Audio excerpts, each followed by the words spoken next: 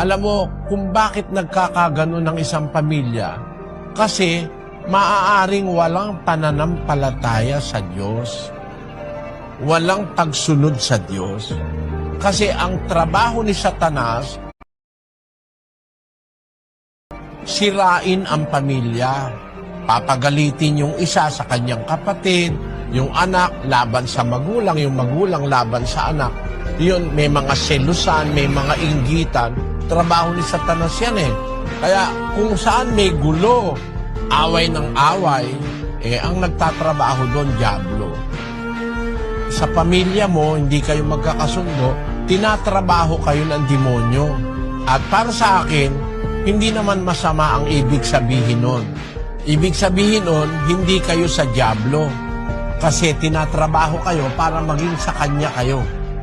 Kaya kayo pinagkakagulo-gulo para mag-away-away kayo, magalit ang isa't isa para makumbinsi niya kayo. Ang ibig sabihin nun, merong diwa na hindi kayo sa dyablo. Maaring yung pamilya mo, binibiktima ng demonyo para maging kanya. Kaya, para sa akin, hindi masama ang kahulugan nung ang pamilya nagkakagulo. Kailangan lang maintindihan nila bakit ba sila nagkakagulo. Iisa namang tiyan ang pinanggalingan nyo.